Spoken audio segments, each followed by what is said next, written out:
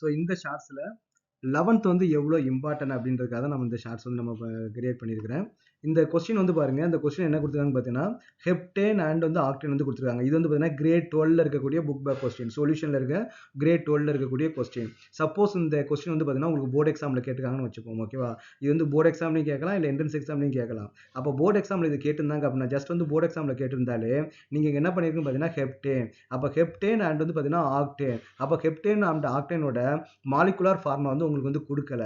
இங்கே நமக்கு என்ன தேவைப்படுதோ இங்கே வந்து இந்த ப்ராப்ளம் சால்வ் பண்ணும்போது உங்களுக்கு வந்து மோல் ஃப்ராக்ஷன் வந்து தேவைப்படும். அப்போ மோல் வந்து நீங்கள் வந்து கால்குலேட் பண்ண வேண்டியிருக்கும். அப்போ மோலுக்கு நமக்கு என்ன formula, given mass divide by molecular mass இல்லையா? இந்த ஃபார்முலாவே உங்களுக்கு வந்து 11th தான் வரும். ஓகே, இருந்தாலும் நீங்கள் 12th வந்து நீங்கள் லேர்ன் பண்ணிப்பீங்க. அப்போ கிவன் மாஸ் நமக்கு இங்கே என்ன கொடுத்துருக்காங்க, இப்போ ஃபார் எக்ஸாம்பிள் வந்து பார்த்தீங்கன்னா ஹெப்டேனுக்கு வந்து பார்த்தீங்கன்னா 26 வந்து கொடுத்துருக்காங்க. அப்போ நமக்கு என்ன பண்ணனா இதோட மாலிகுலார் மாஸ் கண்டுபிடிக்கணும் அப்படின்னா அப்போ நீங்கள் ஹெப்டேனோட மாலிகுலார் ஃபார்முலா உங்களுக்கு வந்து தெரிஞ்சிருக்கணும். அப்போ ஹெப்டேனோட மாலிகுலார் ஃபார்முலா நீங்கள் எங்கே லேர்ன் பண்ணுவீங்க, 11th தான் நீங்கள் லேர்ன் பண்ணுவீங்க. அப்போ 11th வந்து நீங்கள் விட்டுட்டீங்க அப்படின்னா இந்த ப்ராப்ளம் வந்து உங்களுக்கு வந்து சால்வ் பண்ணவே முடியாது, ஓகேவா? ஒரு பாயிண்ட். ஃபர்ஸ்ட் பாயிண்ட் என்ன பார்த்தீங்கன்னா அப்போ ஹெப்டேனோட ஸ்ட்ரக்சர் வந்து உங்களுக்கு தெரியணும். அப்போ இது வந்து அல்கேன். அப்போ அல்கேன்னா ஹெப்டேன் வந்து பார்த்தீங்கன்னா 7 கார்பன் ஆட்டம் வந்து இருக்கணும். அப்போ ஹைட்ரஜன் நமக்கு எத்தனை இருக்குன்னு பார்த்தீங்கன்னா ஜென்ரல் ஃபார்முலா CnH2n+2 இல்லையா?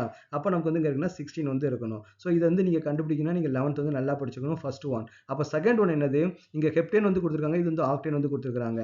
இதில் மாலிகுலார் ஃபார்முலா வந்து நீங்கள் வந்து 100 வந்து நீங்கள் தெரிஞ்சிட்டீங்க அப்படின்னா இது ஹெப்டேன் அண்ட் ஆக்டேன்றது என்னது, ஹோமோலாக் சீரிஸ். ஹோமோலாக் சீரிஸ்ன்றது உங்களுக்கு கிரேட் 10லையும் இருக்குது, கிரேட் 11லையும் இருக்குது.